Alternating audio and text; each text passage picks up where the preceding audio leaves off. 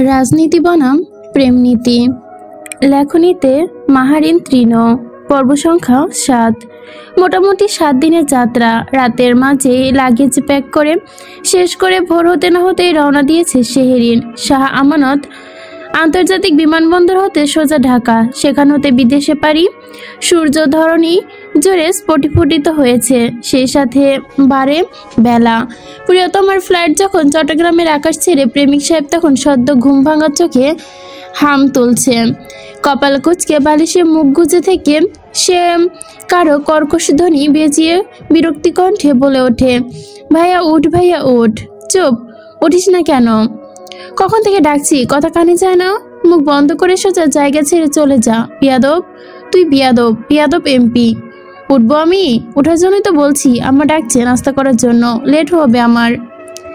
সানজির ধৈর্য সীমা অতিক্রম করে আরো 5 মিনিট ধরে দাঁড়িয়ে থেকে অনবরত ডাকছে সে, অথচ এমপি সাহেবের ঘুম ভাঙে না কোনোভাবেই। এখন ভেঙেছে, সরাসরি বকা ছুড়ে দিয়েছে। বেড সাইডে রাখা পানির গ্লাস হাতে খানিকটা পানি তুলতেই সে ছুঁড়ে মারে সানিদের মুখ বরাবর। কুচকানো কপাল দ্বিগুণ হারে কুচকে যায় সানিদের। মুখরেখা তার পানি ছিটাই ভিজে উঠেছে। চোখ খুলে বিরক্তি ভঙ্গিমায় তাকায় সানজির দিকে। সোজা পথে কাজ না হলে বাঁকা পথে কাজ করতে হয়। তাড়াতাড়ি নিচে আয়, আম্মা ডাকছে। আজকে তোর বিয়ের কথা কনফার্ম হবে, ওয়েট কর। তোর বিয়ের চিন্তা কর আগে। শান্তি মুখ ঝামটা মেরে চলে যায় ঘর ছেড়ে। সান্নিধ্য দীর্ঘ শ্বাস ফেলে আবারও ঘুমের প্রস্তুতি নেয়, কিন্তু ভাগ্য আর ঘুম বারবারের বিপরীতেই যায়। চোখ বন্ধ করা মাত্রই যান্ত্রিক মুঠোফোন ভাইব্রেট শুরু করে। প্রথমবার ফোন না ধরলেও দ্বিতীয়বার সে বাধ্য হয়ে ফোন রিসিভ করে। পিস্তল লোড করে নিয়ে গিয়ে, আমি তোমাকে টাইমিং সেন্স শিখিয়ে আসবো রিমন। স্যার, আমি আরহাম বলছি। সান্নিধ্য খানিকটা মুখ তুলে কপাল ভাঁজ করে। ফোনের স্ক্রিনে ভালোভাবে তাকাতেই দেখে আরহামের ফোন। বলো স্যার, লতিফ মির্জা 10টায় আপনার অফিসে আসছে। এত সকালে কেন? উনি আজকে আবার ঢাকায় ব্যাক করবেন। মিটিংটা শেষ করে চলে যেতে চান তাড়াতাড়ি। সববাটা আমার ঘুমের সাথে শত্রুতা। জি স্যার, নাথিং, কনফার্ম করো। Okay sir. 8:20, 8:25, অবশেষে 8:30-এ ঘড়ির কাঁটায় প্রবেশ করতে ঘুম থেকে উঠে পড়ল সান্নিধ্য। তবে উঠলেও তো চোখ মেলে ঘুমের রেশ যেন এখনও তার লেপটে আছে মুখ জুড়ে। ফোন কিছুক্ষণ গুরুত্বপূর্ণ ইমেল চেক করে সে সরাসরি চলে যায় ফ্রেশ হতে। আজকে এমনিতেও লম্বা কাজের শিডিউল রয়েছে তার, বিশেষ করে বিকেলবেলাতে। সবগুলো কাজে তার জন্য অতীব গুরুত্বপূর্ণ। তেলে ভাজা আলুর পরোটার ওপর চিনি ছড়িয়ে দিয়েছে তাসিন। 2 হাত ডুবিয়ে ছিঁড়ে ছুঁড়ে পরোটা জানের অবস্থান যেন বেহাল অবস্থা করে ছেড়ে দিয়েছে এই ছেলে। আধ ঘন্টা হলো সে খেতে বসেছে। এক টুকরো করে মুখে দিয়ে লম্বা সময় ধরে চিবিয়ে যাচ্ছে। আর এসব কিছু যেন তার স্কুলে না যাওয়ার বাহানা, সেটা ডাইংয়ে উপস্থিত সবাই জানে। সে ইচ্ছাকৃতভাবে দেরি করছে যেন স্কুলের সময়টা অনায়াসে পার হয়ে যায়। তবে এই ক্ষেত্রে তিথি ছেলের প্রতি বিশেষ নজরদারি রেখেছে। 9টা বাজলে টেনে টুনে সে নিয়ে যাবে স্কুলে, এত খাওয়া হোক আর না হোক। সান্নিধ্য কি নাস্তা করবে না? সেটা তোমার ছেলেকে জিজ্ঞেস করো গিয়ে বাবা। তার চোখের ঘুম তো ভাঙে না। প্রতিদিন আমাকে অ্যালার্ম বাজাতে হয়। অ্যালার্ম বাজানো ভালো কাজ তো, এটাও এক ধরনের শারীরিক ব্যায়াম। শানজি খেতে খেতে বড় ভাইয়ের দিকে চোখ সরু করে তাকায়। নীরস গলায় বলে, এসব শারীরিক ব্যায়াম আমার লাগবে না, আমার গলা এমনিতেই পরিষ্কার আছে। আমি এই চাকরি থেকে রিজাইন নিলাম। তোমার ছোট ভাইকে বলে দিও বেতন যেন পরিশোধ করে দেয়। কিসের বেতন? বারে এই যে কষ্ট করে রোজ গিয়ে গিয়ে তাকে ডাকি, এটা আমার কাজ নয়? এটাতেও তো বেতন থাকতে হবে। ভাবি, ভাইয়াকে বুঝাও তো, কিছুই শেখেনি এখনো। তিথি শ্বশুর সাহেবের খাবার সার্ভ করে যত সামান্য হেসে প্রত্যুত্তর দেয়, তোমার ভাই বোন হিসেবে তোমরাই বোঝো, আমি কেন ঢুকবো? তবে এটা ঠিক, এত কষ্ট করে যেহেতু ডাকছো, পারিশ্রমিক তো তোমার পাওনাটা বৈধ। আমিও তো চাচুকে একদিন ডেকেছিলাম, তাহলে আমার বেতন কোথায় মামুনি? তুমি বেশি কথা বলো না, সব খেয়ালেই আছে আমার। তাড়াতাড়ি খাওয়া শেষ করে রেডি হও, স্কুলে যেতে হবে। বাবা, আমার পেট ব্যথা। তাসিন, এসব পুরনো হয়ে গেছে, নতুন কিছু ট্রাই করো বেবি মানিক। সানিধ্য তাসিনের পিঠ চাপড়ে চেয়ার টেনে বসে। এতক্ষণে তার আসার সময় হলো। অন্যদিকে এমপি সাহেবের আগমনে শাহজাহান সাহেব এবং নাজনীন বেগম চোখে চোখে অব্যক্ত ভাষা বিনিময় করলেন। শাহজাহান সাহেব চোখের পাতা ফেলে আশ্বস্ত করেন স্ত্রী সাহেবাকে, ইয়ো সানি, তুমি একটা শিখিয়ে দাও, বিয়ে করো। তাসিন খচের অসহায় চোখে তাকায় তার চাচুর দিকে, ভাঙা কণ্ঠে বলে, আমি তো বিয়ে করতেই চাই, কিন্তু ইয়ো পানি তোমাকে বিয়ে করে না। বাচ্চা মানুষের এসব কান পড়া না দিয়ে নিজে সে চিন্তা করলে খুশি হতাম। সানিধ্য রুটির ভাজে ডাল দিতে খাওয়া শুরু করবে। মায়ের কথাই যেন মাথা নাড়িয়ে সাই জানাতে বলে, অতি শীঘ্রই নিজের একটা ব্যবস্থা করে ফেলবো, চিন্তা করো না তোমরা। কি ব্যবস্থা? তুমি যেটা বুঝালে। নাজনীন বেগম ছেলের ভাবসাব্যের সাথে পেঁচানো কথা সহজভাবে ধরতে পারেন না। মুখ কালো করে স্বামীর পানে তাকাতে শাহজাহান সাহেব কণ্ঠ পরিষ্কার করে বলে, এঙ্গেজমেন্টের কথা চলছে, সামনের সপ্তাহে অম্বেষার সাথে কথা বলে নিও। অম্বেষার এঙ্গেজমেন্ট? বা ভালো কথা তো। বেবি মানিক, সত্যি তোর কপালটা খারাপ। বাজে কথা বন্ধ করো, তোমার সঙ্গে অম্বেষণার এঙ্গেজমেন্ট হবে। সানিধ্য আরেকটা রুটি সঙ্গে অল্প একটু সবজি তুলে নেয় প্লেটে। বেশ মনোযোগী নাস্তা খেতে সে বাবার কথায় কোনো প্রতিক্রিয়া জানায় না। দেখে উপস্থিত সবাই তাদের খাওয়া থামিয়ে তার দিকে চেয়ে থাকে। এমপি সাহেবের সঙ্গে শান্ত শব্দটা একদমই বেমানান। পরিবারে কারোর যেন বোধগম্য হয় না। সানিধ্য খাওয়ার মাঝে এক পলক তাকিয়ে দেখে আগন্তুক হতে তাকে দেখছে সবাই। ভুরুদয় বাঁকা করে জিজ্ঞেস করে, কি হয়েছে? কিছু হয়নি, এঙ্গেজমেন্টের সামনে তোমার, রেডি থাকো। নাজনীন বেগম ছেলের রাজি মনোভাব দেখে উৎফুল্লে লেপ্টে থাকা আদর দূর হয়ে গেল। সন্তুষ্ট চিত্তে প্রৎফুল্লিত হেসে বললেন, আমার ছেলে রাজি না হয়ে পারে? আপনি ওদের ডেট ফিক্স করতে বলুন। আর দেরি করতে চায় না? এখনই? হ্যাঁ এখনই। শাহজাহান সাহেব পকেট থেকে ফোন বের করেন। রাজ্জাক সাহেবের নাম্বার ডায়াল করার পূর্বেই মুহূর্তে কি ভেবে যেন হাত থামিয়ে দেয়। সান্নিধ্যর দিকে এক পলক তাকিয়ে গলা পরিষ্কার করেই বলেন, সান্নিধ্য, ডেস্ক ফিক্সডের কথা কিন্তু কনফার্ম করছি। আল্লাহর ওয়াস্তে পরে যেন কোনো ঝামেলা করো না। ঝামেলা? আমার আপন খালাতো ভাই বাবা, মানে ঝামেলা ছাড়া আমি চলতে পারি না।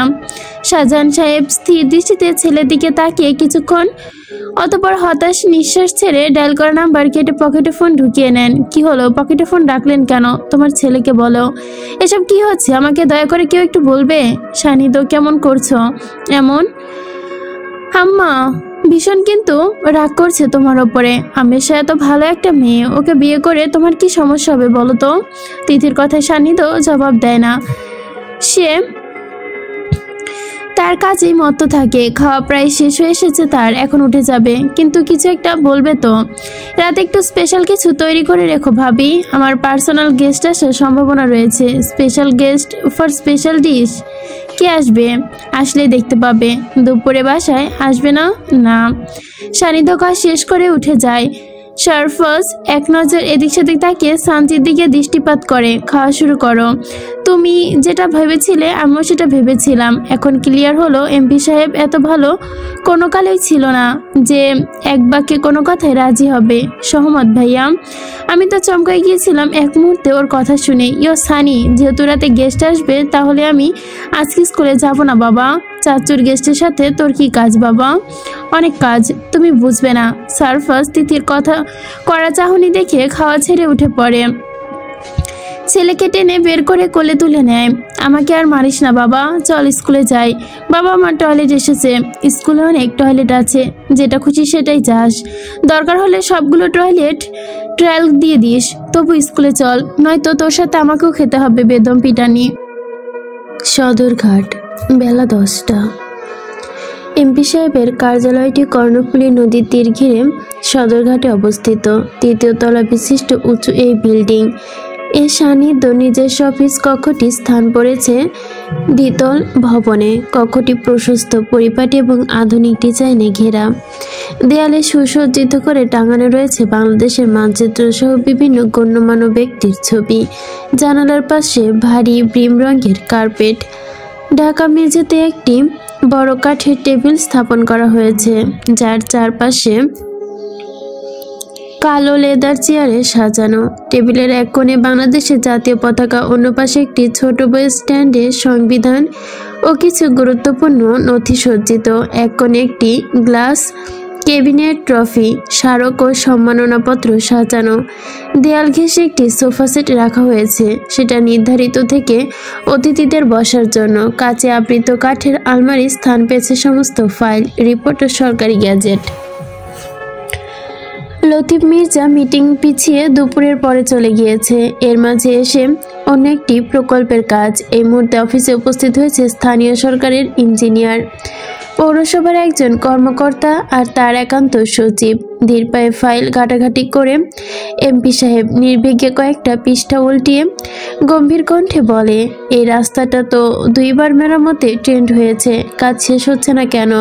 প্রতি মাসেই কমপ্লেন আসে, পানিতে ডুবে যায়, গর্তে দুর্ঘটনা হয়, এটা কি গ্রহণযোগ্য? ইঞ্জিনিয়ার মাহবুব সাহেব ধীর কণ্ঠে প্রত্যুত্তর দেয়, স্যার, প্রকল্পটি ঠিকাদার প্রতিষ্ঠান গ্রিন ভিউ কনস্ট্রাক্টর পেয়েছে, কিন্তু তাদের কাজের গতি খুবই ধীরে। জি স্যার।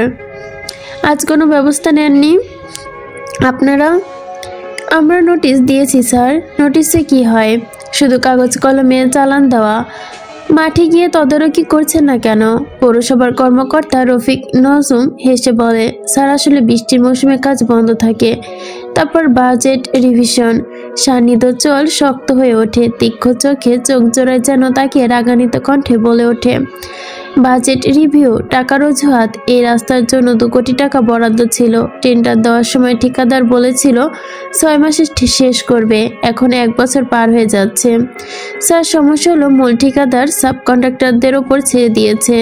তারা নিম্নমানের ম্যাটেরিয়াল ব্যবহার করছে। আমরা টেন্ড করলে পাস করছে কিনা জানি না। টাকাটা পকেটে ঢুকেছে, কাজ হচ্ছে না। এটা কি দুর্নীতির, অদক্ষতা? রফিক সাহেব এমপি সাহেবের গরম মেজাজে কিছুটা ভীত হন।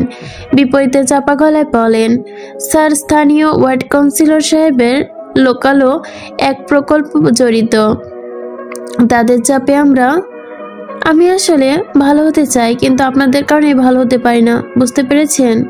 একটা কিছু হলেই তো অভিযোগ আমার দিকে ছুড়ে আসবে। সময় নেয় না, কিন্তু নিজেদের কাজে কোনো ঠিকানা নেই। আপনারা কাজও করতে দিচ্ছেন না। সব কিছু যদি আমাকে করতে হয়, তাহলে আপনারা কি করতে আছেন? আমি ছুটি দিয়ে দেই। ছুটি নিয়ে নিন, কেমন? স্যার, আসল নকল বাদ দিন।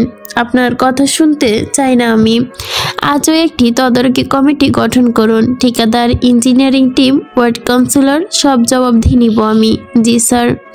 সান্নিধ্য চেয়ার ছেড়ে উঠে দাঁড়ায়, টেবিল চেপে খানিকটা ঝুঁকে ধারালো স্বরে বলে, ইঞ্জিনিয়ারিং টিম টাইম পরিদর্শন না করে শুধু কাগজ রিপোর্ট লিখে দেয়, আর আপনারা সেটা নিয়ে আমার কাছে নাটক করতে আসেন। ধান্দাবাজি বন্ধ করুন। আমার সঙ্গে অন্তত ধান্দাবাজি করতে আসবেন না।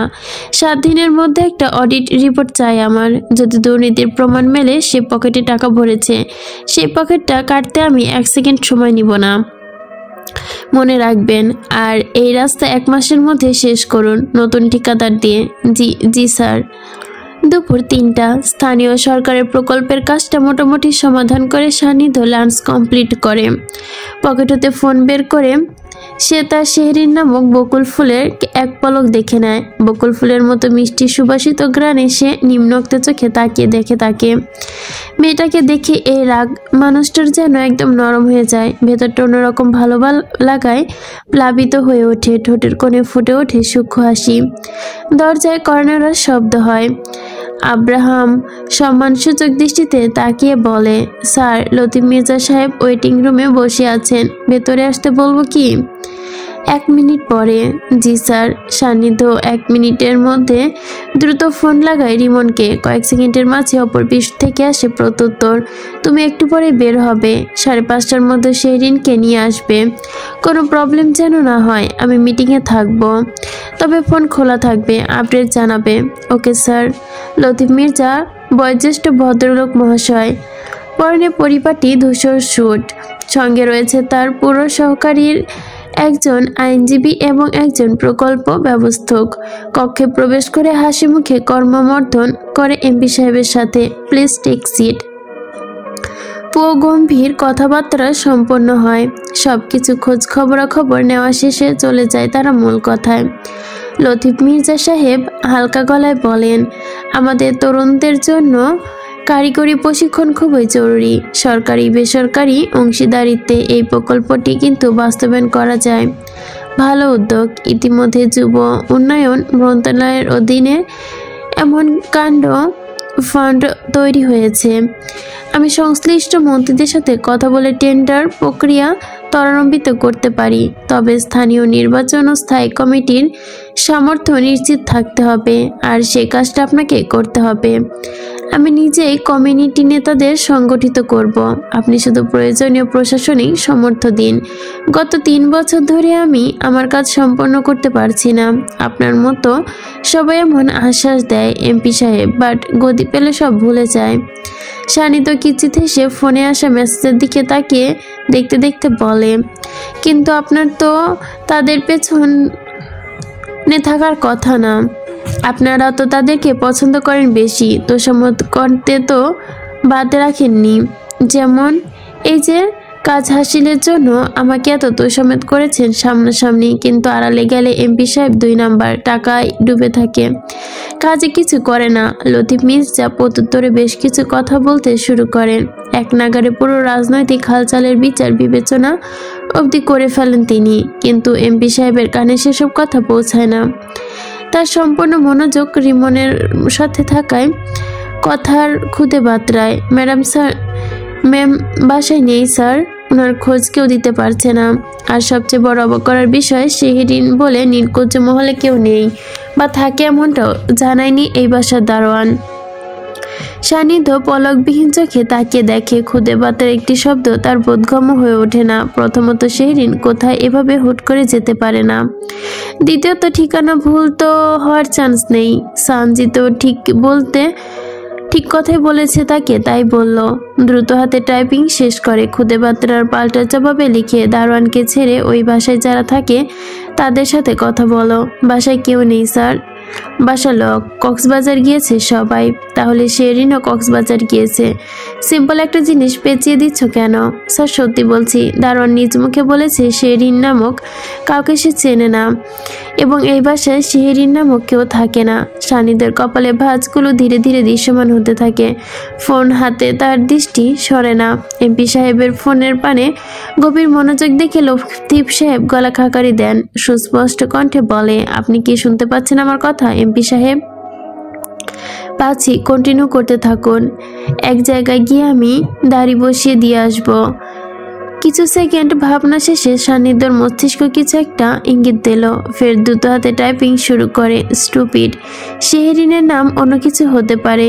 সানজিত ফুল নেম আমাকে বলেনি, কিন্তু এই মুহূর্তে আমার মনে পড়ছে না। জিজ্ঞেস করো। স্যার, অনিভা।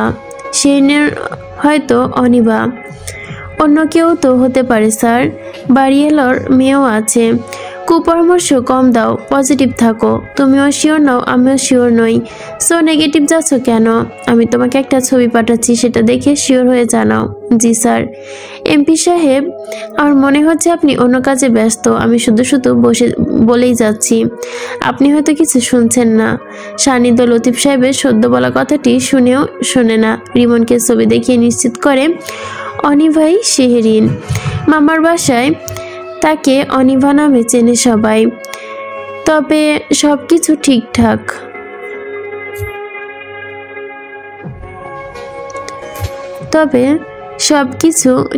থাকলেও এমপি সাহেব শেহরিন এমপি সাহেবকে বোকা বানিয়ে চট্টগ্রাম ছেড়ে চলে গিয়েছে। Excuse me. সান্নিধ্য বসা থেকে উঠে দাঁড়ায়। অবস্থা তার দফা রফা। ফোনের দিকে দৃষ্টি নিবদ্ধ রেখে লতিফ সাহেবকে তড়িৎ গলায় বলে, আমি আমার সচিবকে বলে দিচ্ছি আগামী সপ্তাহে এই কাজটা নিয়ে প্রাথমিক মিটিং ডাকা হবে। আপনার সাথে যৌথভাবে আমরা এই পরিকল্পনা বাস্তবায়ন করব, চিন্তা করবেন না। আমি একটু ব্যস্ত, প্লিজ। লতিফ সাহেব সান্নিধ্যের মাঝে এলোমেলো ভাব দেখে আর কিছু বললেন না। বেশ কিছু হলেও বুঝতে পারছেন এমপি সাহেবের মনোযোগ দুটোই অন্যদিকে। মনে হয় না পরের বার একটি কথাও তিনি শুনেছে। শুনলে এভাবে চুপ করে মুখে কুলুপেটে থাকতো না। চুপ থাকার মানুষ মন্ত্রী সাহেব নয়। বুঝতে তার বাকি রইল না কোনো একটা ঝামেলা হয়েছে। মুখ নিঃশব্দ ধরালো বাণীতে, একদম ঘোলাটে করে দিতেই সর্বদা প্রস্তুত থাকে সে।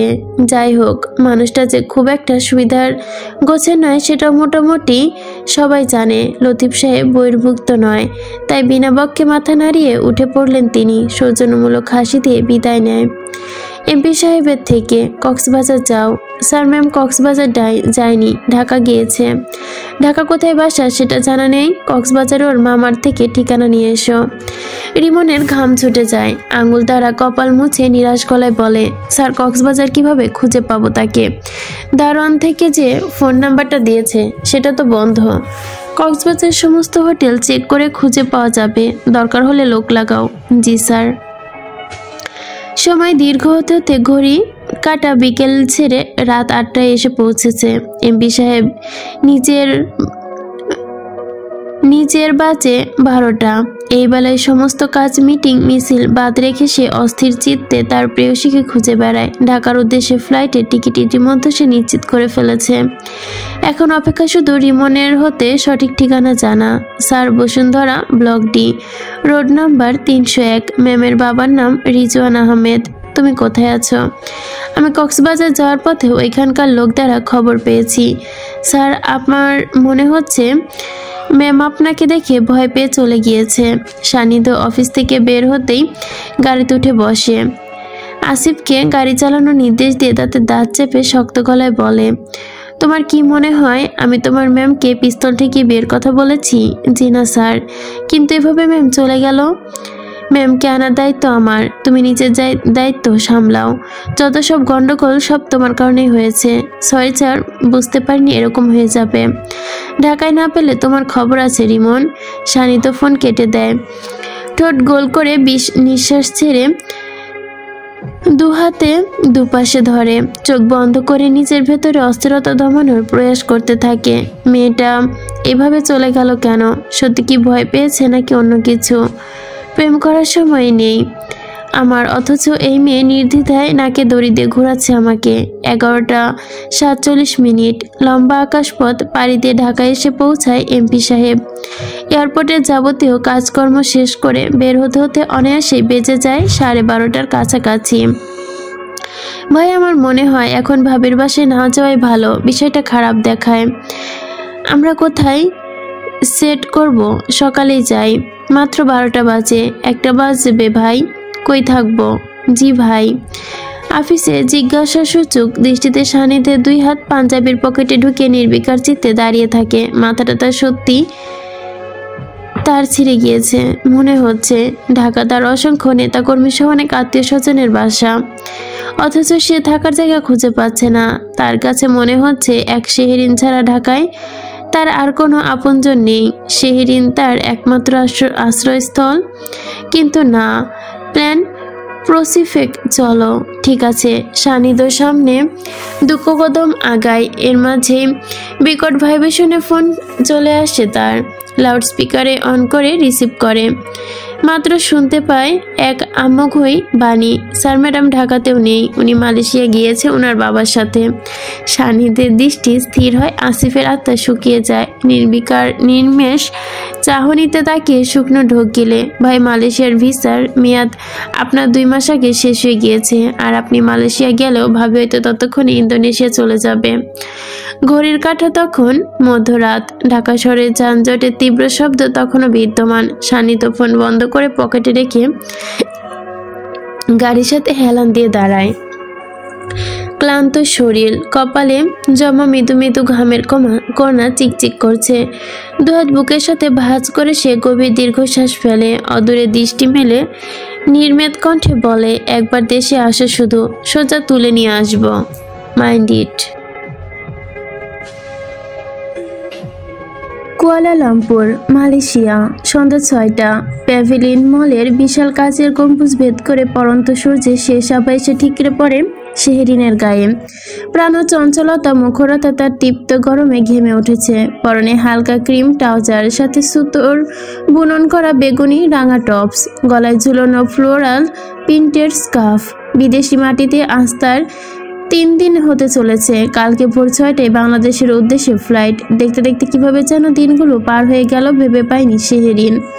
দূরদৃষ্টিতে তাকিয়ে নিভুতেই তার দীর্ঘশ্বাসের আওয়াজ পাওয়া যায়। দেশের মাটিতে পা দিতে দিতে আবারও বাবার সঙ্গে লম্বা বিচ্ছেদ তৈরি হওয়ার সময় ঘনীভূত হয়ে আসছে।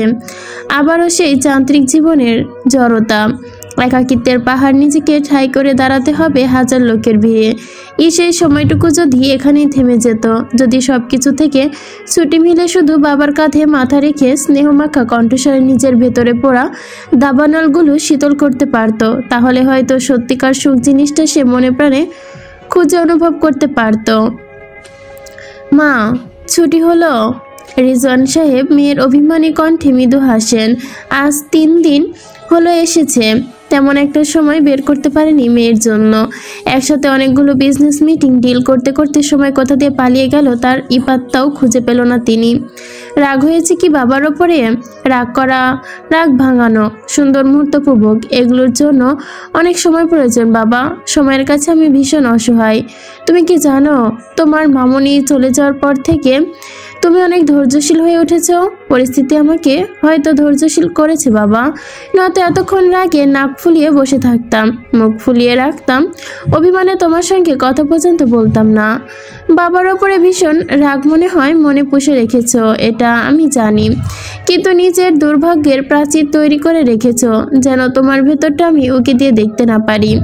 শেহরিন ঘুরে তাকায় বাবার দিকে। সে ক্ষীণ হেসে বলে, হাঁটা যাক। ঠিক আছে। পিচ ঢালা বিভয়ের রাস্তা তখনও জমজমাট। বুকিং ইবনাত এলাকায় রাস্তাটা সন্ধ্যার আলোয় ঝলমল করছে। নিউন শাইন রেস্তোরাঁয় উজ্জ্বল ব্যানারের সাথে শপিং মলগুলো আলোকসজ্জায় মিলিত, তৈরি হয়েছে এক জমকালো পরিবেশ। লোকজনের সমাগম পুরো জায়গা জুড়ে। শেহরিন বাবার কোণে নিজের হাত আবদ্ধ করে ধরে রাখে। পায়ে হাঁটতে হাঁটতে নরম গলায় বলে, কি বলি তোমায় তো বাবা, এত বড় হয়ে গেলাম অথচ এখনো নিজেকে চিনতে পারলাম না। পরিবেশ পরিস্থিতি আমাকে এক এক রূপ দিচ্ছে। তবে এটা সত্যি, তোমার ব্যস্ততা আগের থেকে ভীষণ কষ্টকর। এমন কষ্ট দিত যে আমি সহ্য করতে পারতাম না। সহ্য করতে না পেরে কি কি যে করেছি সেটা না বলি। তবে ধীরে ধীরে যখন বুঝলাম এগুলো নিতান্তই অর্থহীন, আমি শুধুমাত্র নিজেকেই কষ্ট দিচ্ছি। আমার এই কষ্টগুলোর বিনিময়ে কিছুই পাচ্ছি না, না তোমার না মামনির, বরং তোমার প্রতি আমার নেগেটিভ ক্রিয়েট তৈরি হলো, দূরত্ব বাড়ছিল। তখন থেকে বাদ দিলাম সব কিছু। মনকে বোঝালাম তোমার একটুখানি সঙ্গতা, একটুখানি সময় হয়তো আমার মধ্যে নির্ধারিত করে দেওয়া হয়েছে, এইটুকুই যথেষ্ট। এর থেকে বেশি চাইলে আমি নিজেকে নিয়ন্ত্রণহীন করে তুলব, ভীষণ কষ্ট পাবো। এই জন্যই কি তুমি বাবাকে পেলে এত খুশি হয়ে যাও মা? হ্যাঁ, তবে বাবা হিসেবে তুমি বেস্ট, এটা আমি লক্ষ কোটি বার নির্দ্বিধায় বলতে পারবো। আমার সুন্দর জীবনের সকল অনেক অনেক বেশি স্যাটিসফাই করেছো তুমি, এখনো করে যাচ্ছ। কিভাবে অভিমান করি তাহলে তোমার ওপর বলো বাবা? তোমাকে আমি যতটুকু সময় কাছে পাই বাবা, মনে হয় আমি পৃথিবীকে পেয়ে গেছি।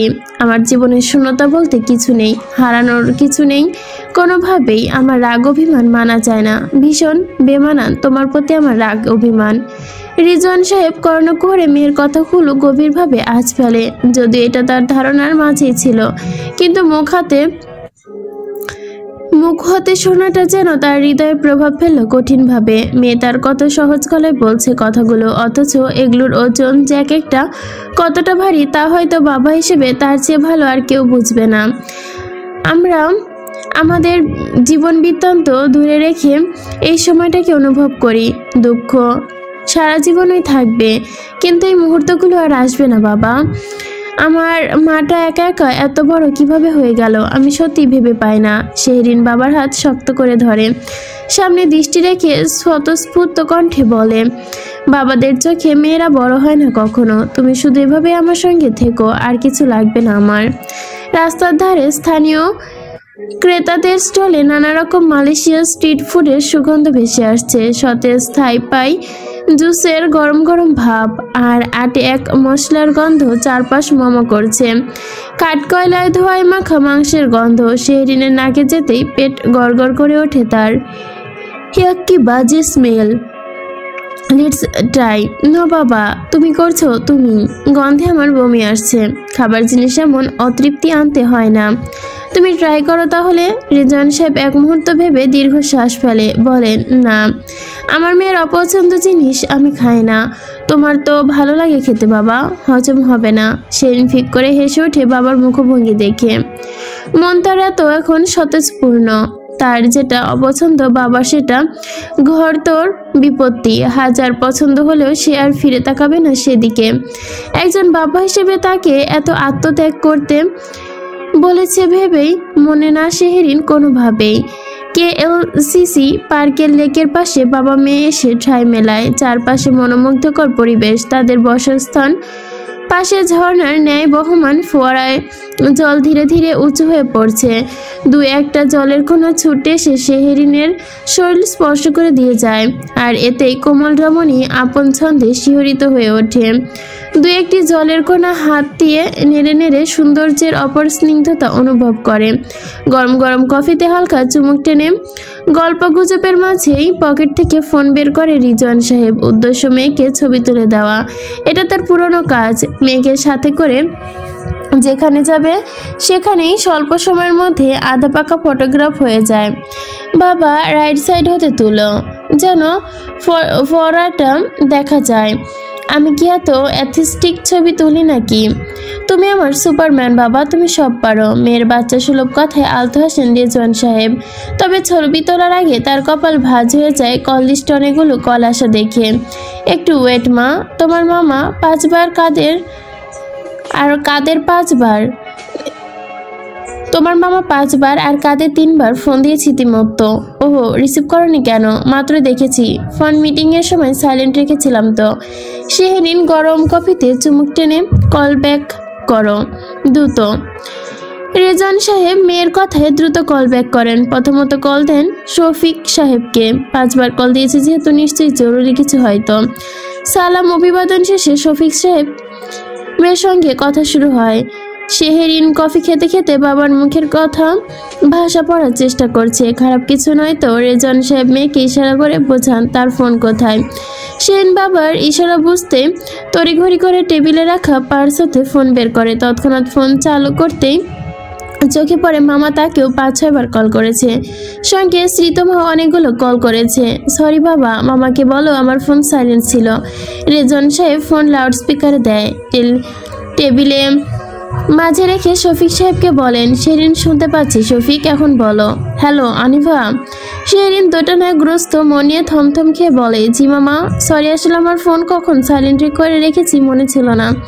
ইটস ওকে, বুঝতে পেরেছি মামনি, এত আপসেট হওয়ার কিছু হয়নি। মামনি, তোমার সাথে আমার একটা কথা আছে, শুনতে পাচ্ছ কি ঠিকঠাক? জি মামা, শুনতে পাচ্ছি, বলুন আপনি।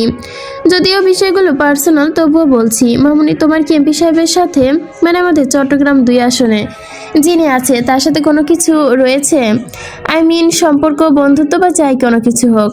হঠাৎ প্রসঙ্গ এমপি সাহেবের কথাটা উঠতে শেহরিন ইতস্ত বোধ করে খানিকটা। এলোমেলো দৃষ্টি সে একবার বাবার দিকে তাকায়, তো একবার ফোনের স্ক্রিনের দিকে। কি উত্তর দিবে ভেবে পায় না। এই লোকের কথা তো সে প্রায় ভুলেই বসেছিল। হুট করে আবার ফিরে এলো। রিল্যাক্স হয়ে মামার প্রশ্নের উত্তর দাও, কোনো প্রেশার নেই। বাবা আশ্বাস শুনে মেহরিন শুকনো ঢোক গুলে বলে, জি না মামা, ওনার সাথে আমার কোনো সম্পর্ক বা বন্ধুত্ব নেই। শিওর তুমি? জি মামা। কি হয়েছে? কিছু কি হয়েছে?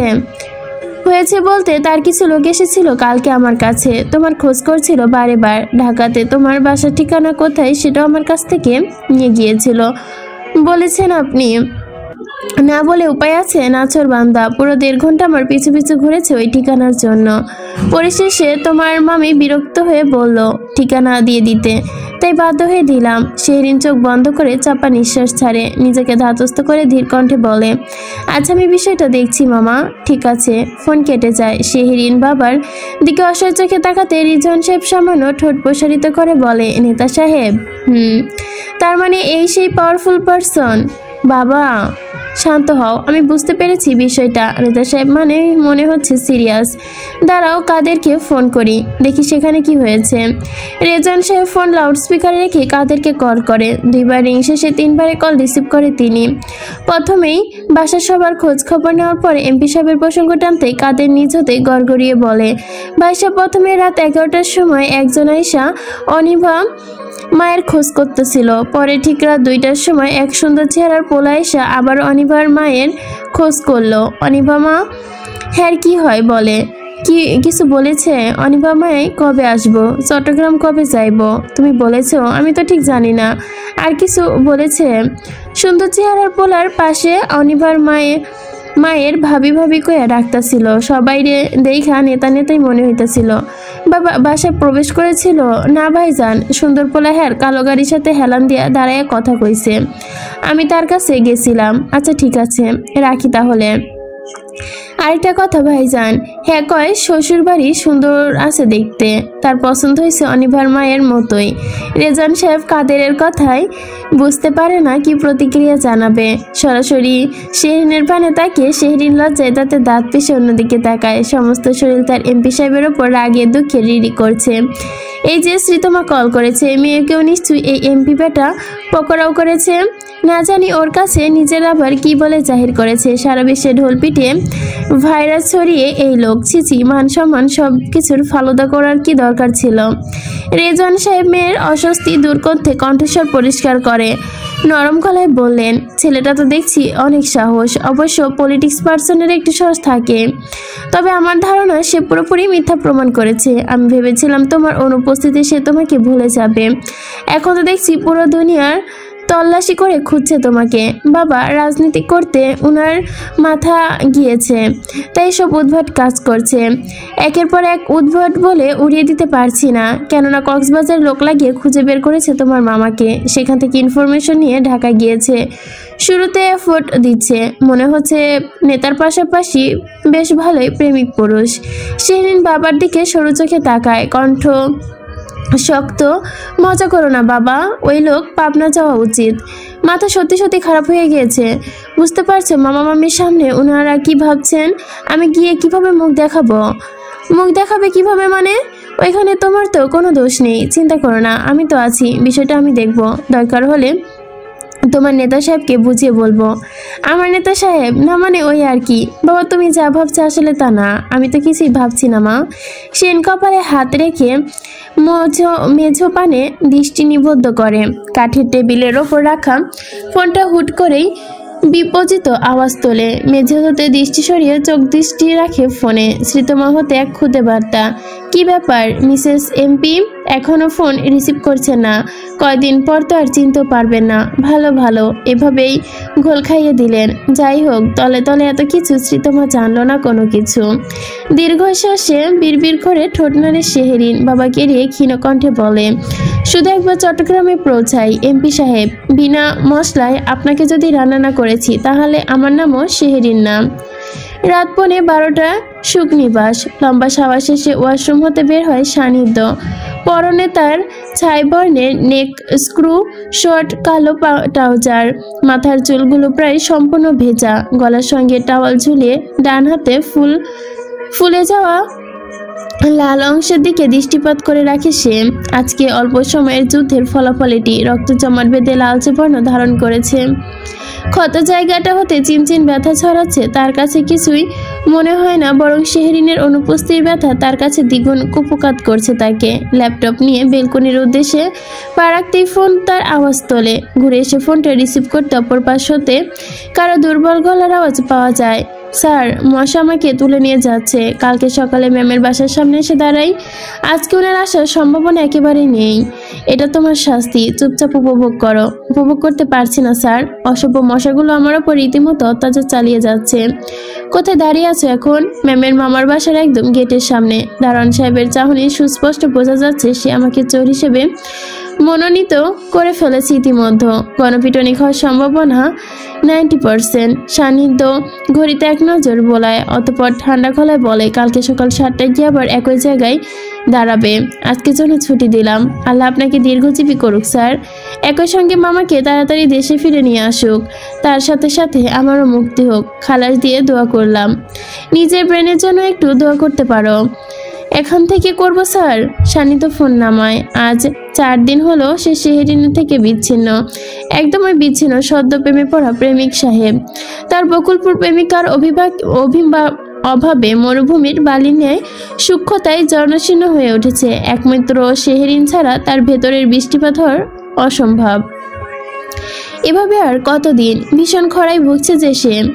ল্যাপটপ খানা নিয়ে সে বেলকনিতে গিয়ে বসে। দুপা ছড়িয়ে হাটের ওপর রেখে অন করতেই তার পাশে এসে হাজির হয় সানজি। হাতে মোবাইল নিয়ে ধীর পায়ে ভাইয়ের চারপাশে ঘোরাঘুরি করে গুনগুন করে গান গায়।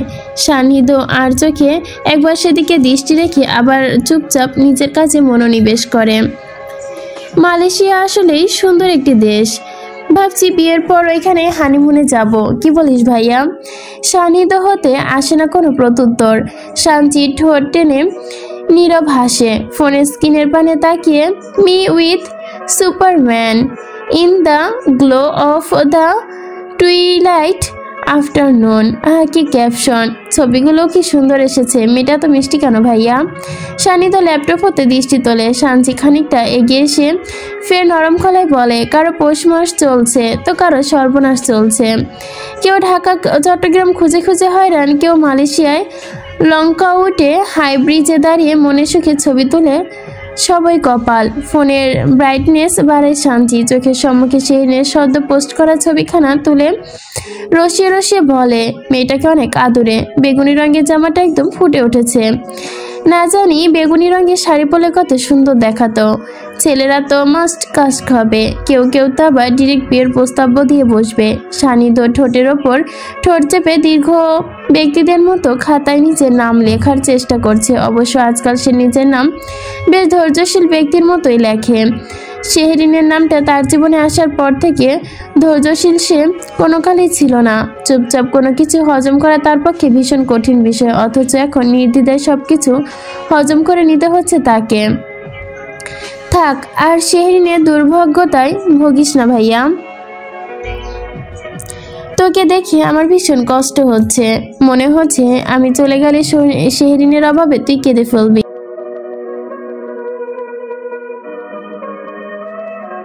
কেঁদে একদম ভেকু করে ভাসাবি। পায়ে ধরে তোর, কাঁদিস না যেন।